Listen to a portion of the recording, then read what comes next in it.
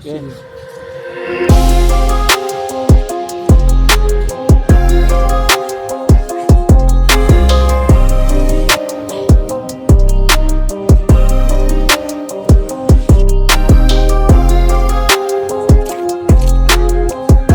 tersebut tidak ditandai dengan akta nikah.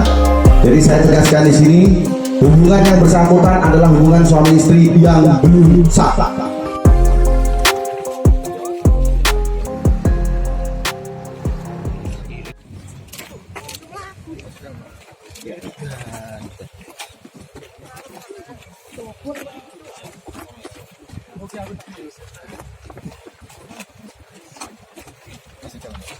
Jangan.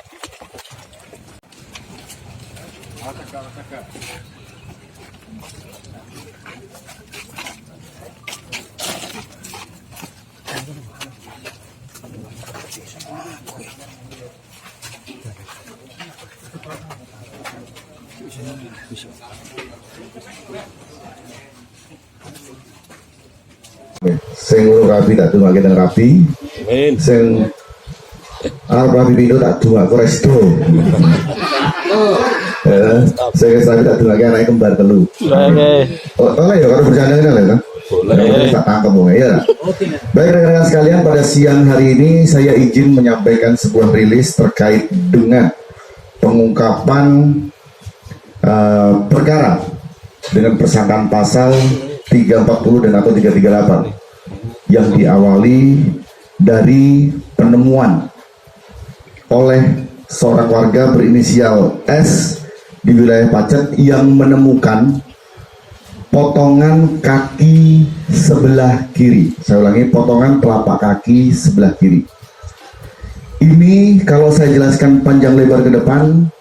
Baik rekan-rekan sekalian, saya sampaikan pada suatu peristiwa di wilayah Pacet, tepatnya di Pacet Utara, di jurang tepi jalan raya, jalan jalur Pacet menuju ke arah Batu, ditemukan salah satu potongan tubuh berupa telapak kaki sebelah kiri oleh seseorang dengan inisial S.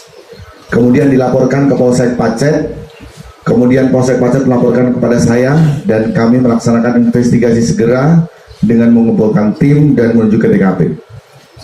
Sesampainya kita di TKP, rekan-rekan sekalian, kita menemukan kembali beberapa kepingan atau potongan tubuh korban tersebut yang berceceran dengan jarak yang cukup jauh, Pak Salisim ya.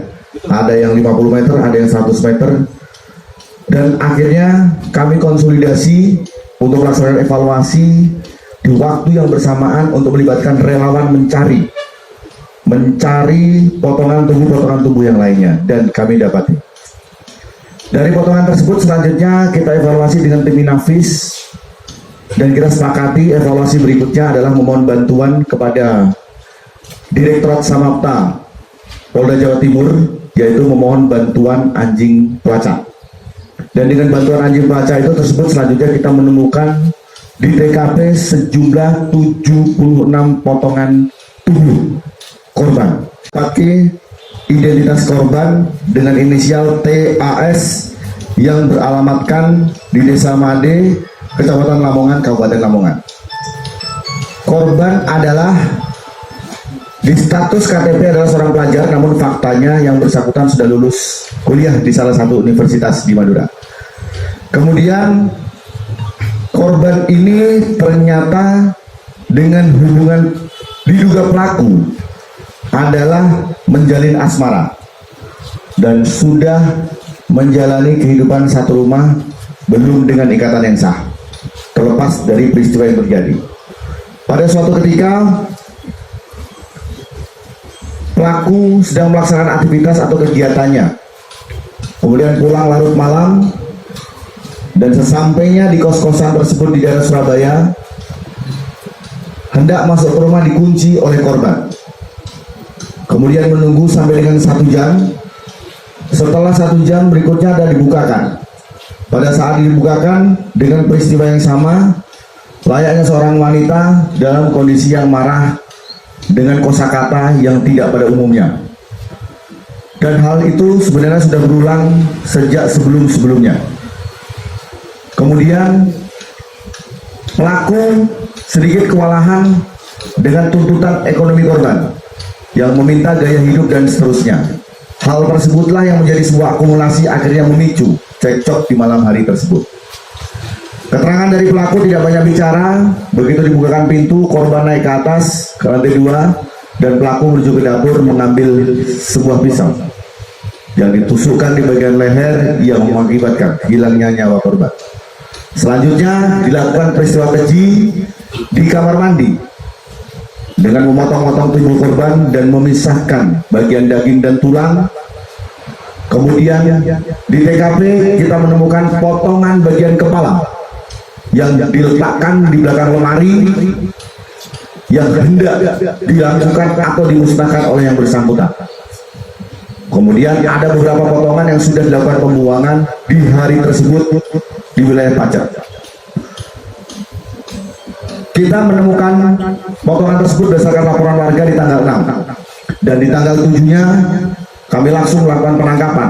Ulangi, di tanggal 7 dini hari jam 3 pagi kami langsung melaksanakan penangkapan. Tentunya diawali oleh serangkaian kegiatan upaya kepolisian dengan teknologi Inavis ataupun digital forensik yang dilakukan dan dipimpin oleh Kepala Satuan Reserse.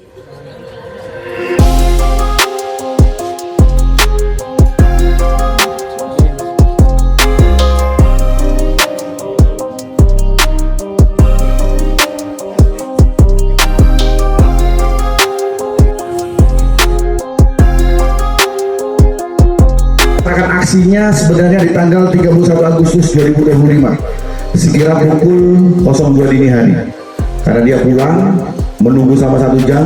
Begitu dibukakan pintu, eksekusi dilakukan.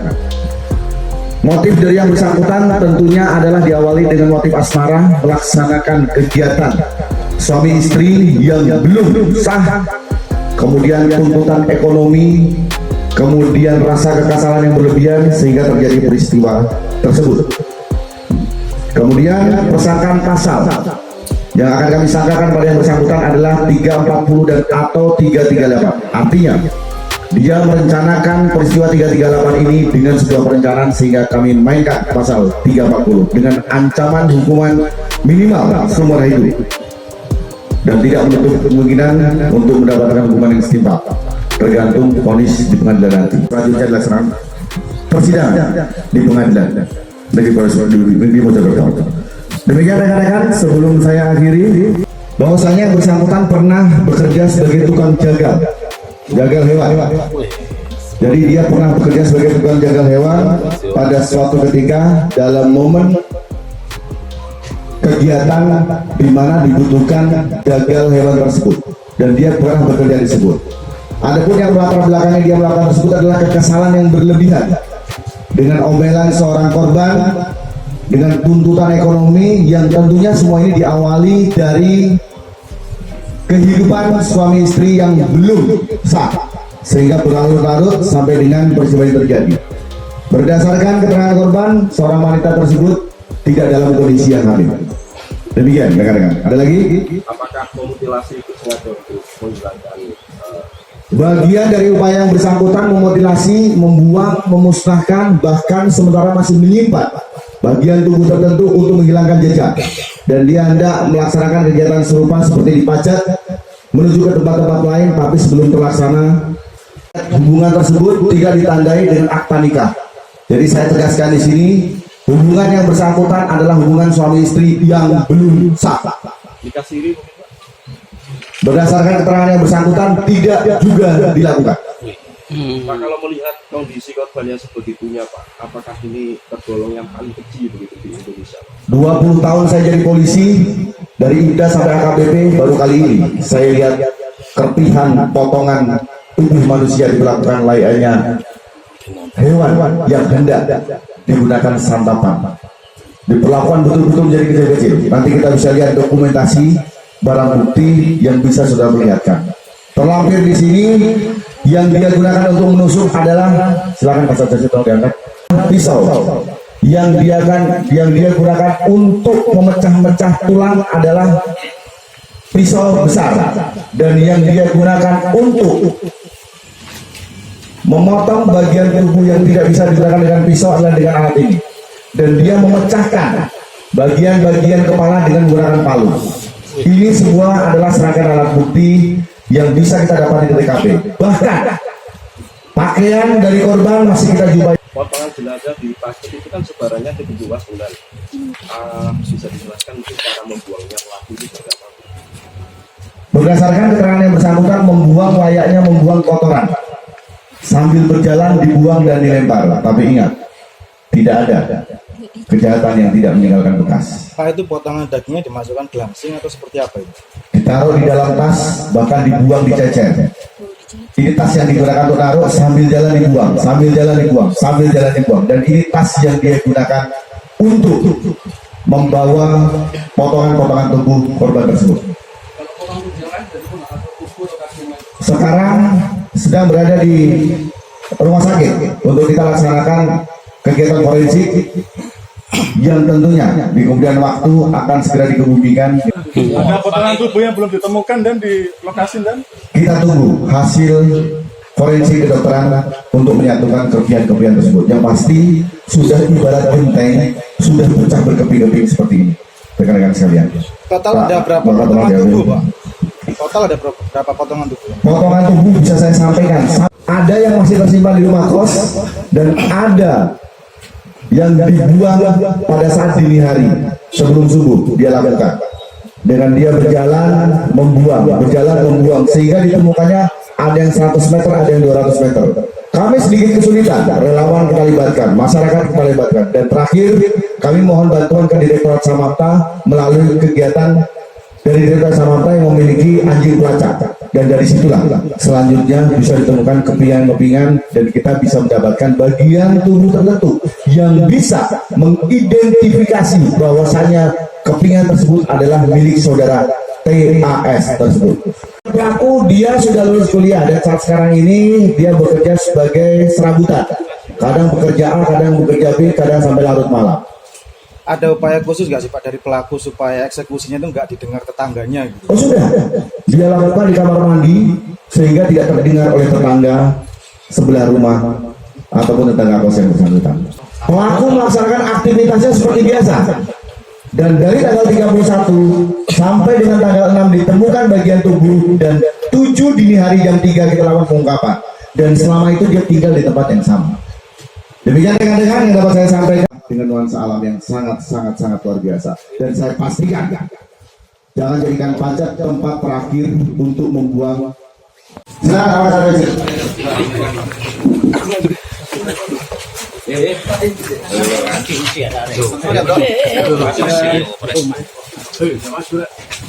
Mas, kenapa Mas melakukan mutilasi Mas?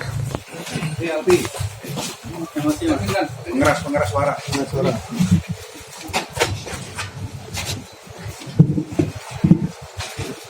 Nah, emosi saya menguncak Mas. Itu emosi karena apa Mas? Karena saya udah mendem emosi dari lama Mas. Kenapa? Alasannya apa alasannya? Masalahnya apa? Pemicunya apa Mas? Pemicunya karena saya dikunci dari dalam Mas. Apa tiap hari kayak gitu dikunci atau ada masalah lain? Ada banyak masalah lain Mas. Puncaknya karena dikunci dari dalam ini Mas. Dikunci dulu. Banyak masalah Mas. Kemudian anaknya sering temperamen atas masalah kecil Mas. Kenapa nggak diputus aja gitu?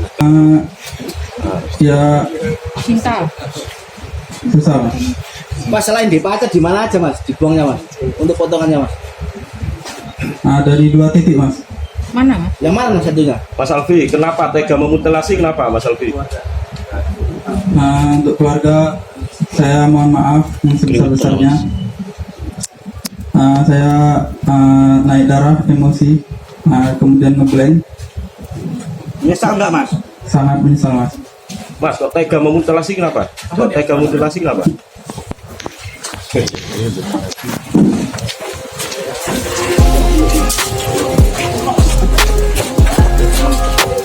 Selamat dari daripada